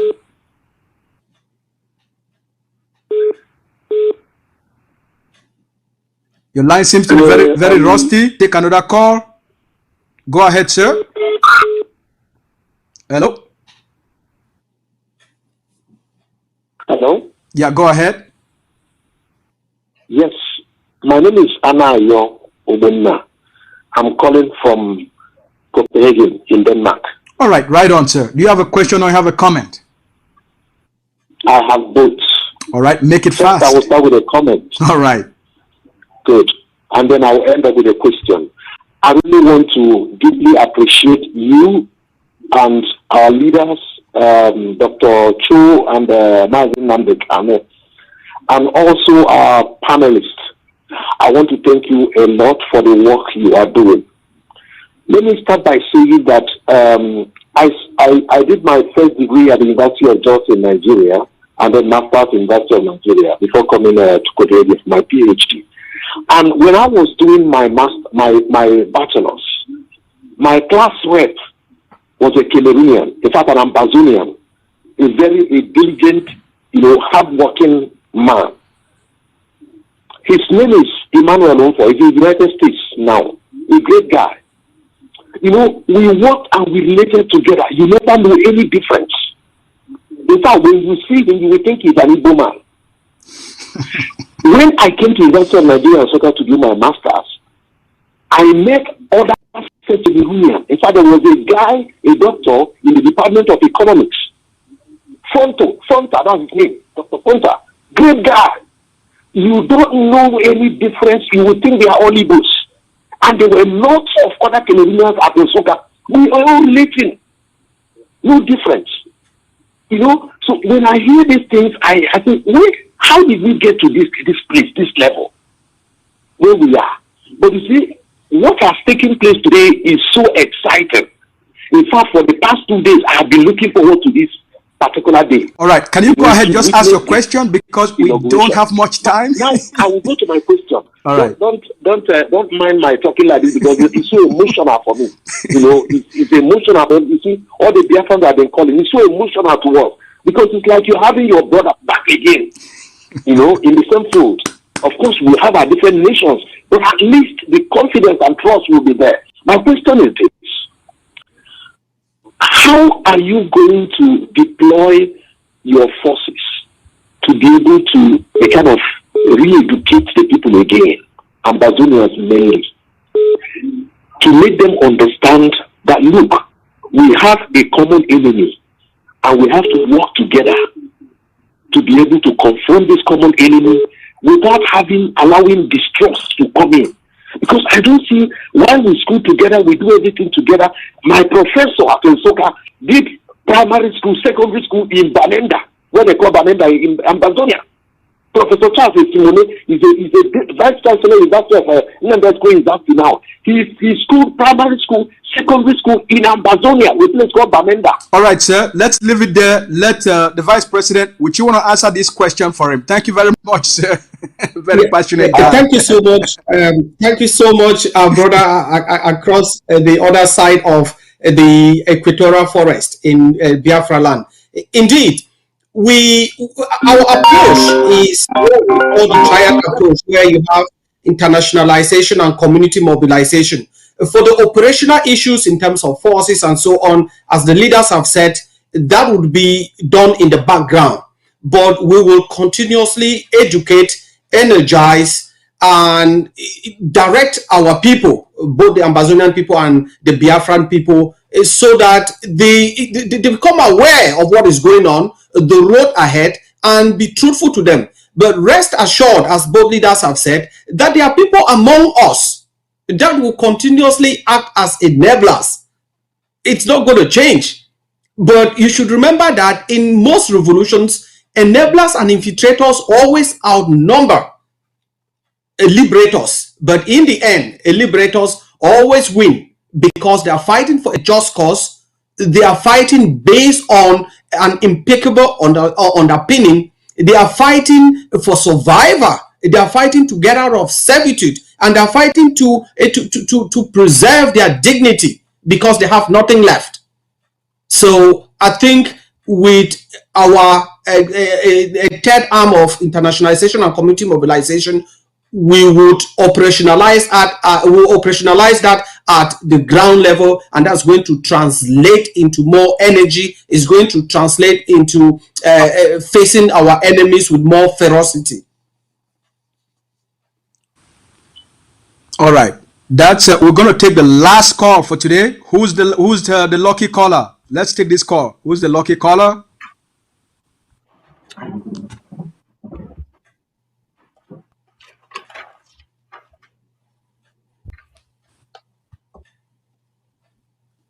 We're going to take one more call. Let's take this call from Finland. This is the last call.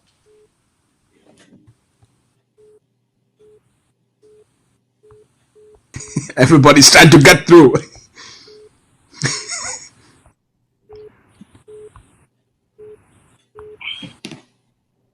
Hello, caller, go ahead, please. Hello, go ahead.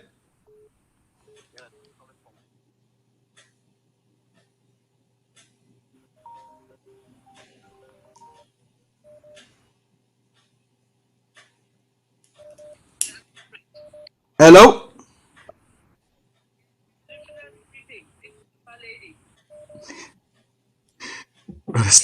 There's so much. All right, go ahead, ma. We can hear you.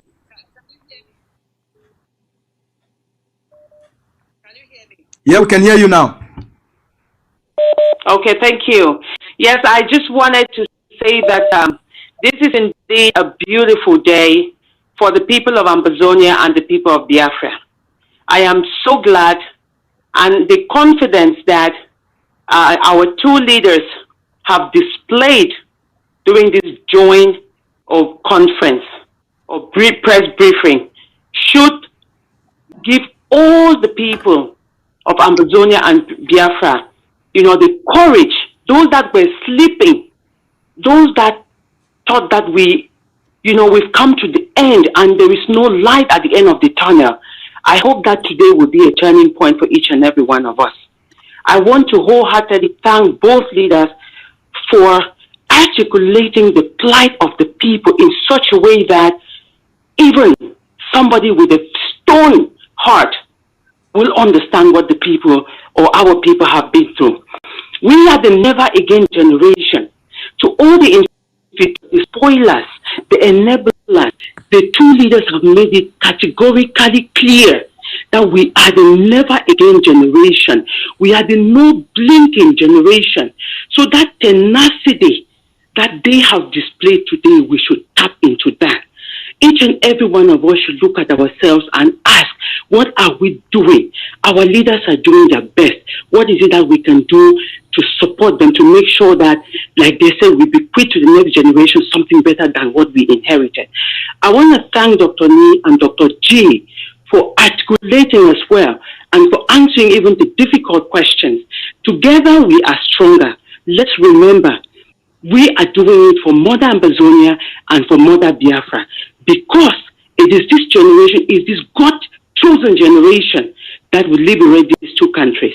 So I hear, thank you very much, Mr. Lucas Ashu, your wonderful smile, and for moderating this very well. Thank you. Thank you, ma. Thank you very much. Ladies and gentlemen, my fellow people of Biafra and my fellow Ambazonians, we've come to the end of our conversation tonight.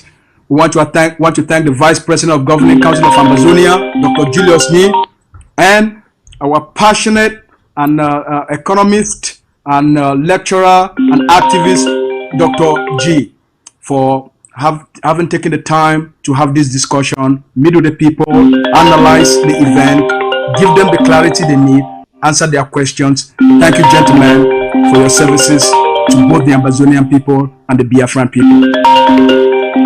Thank you to us, Lucas, and thank you all our viewers. It's a great day for both people, and our freedom is on its way. Keep steadfast and support the boys and girls, women and children and fathers on the ground battling the enemy. Thank you. Bye-bye. Dr. G, do you have anything to say? Thank you to the team of ACN and the of C, Biafran brothers. I feel that a new day has dawned for Africans, for us as Africans, where we are rising. We have come of age. We are rising to leadership responsibilities, to ask tough questions, to form strategic alliances, to address the plight of our people. I think it's our responsibility. I always say it's our generational mission. We cannot inherit problems and transfer them to our children to try and solve things that is not understand. We have the responsibility, the duty, to make sure that the problems that we are confronted with, we confront them and challenge and deal with them head on, so that our children would grow in a better reality than what we have experienced. And thank you and your team for the good work you're doing, Comrade Vice President. Ahead. Ambazonians are not easy people to deal with, but don't blink. Look straight forward ahead. I know that some of us right behind you to push you when the time comes and it is necessary. They will be your staunch defenders and will promote and validate you right things with for what you did tonight. So thank you so very much. Thank you to Mr. Vice President. Do you have a closing remark, please? Just a last word. No, I just wish to thank Dr. Gabila. I wish to thank the team of ACN, the Biafran people. Biafra and Ambazonia has come to stay. The shared destiny in Africa is imbued in stone today. It's also the case that never again would the Ambazonian people and the Biafran people be subjected to this kind of tyranny, and that the Ambazonia Governing Council and its leadership, Dr. Cho Ayaba, the Biafran people, especially the IPOB and its leader, Comrade Nnamdi Kanu, that God would bless you people and that you guide your people to freedom. I thank you all viewers. You people should do what it takes to empower these leaders to bring forth your liberation. That is all they need from you. And we are also thanking the fighters on the ground, our jail leaders in Kondengi, and we can't wait to have you back and know that we will bring you back home.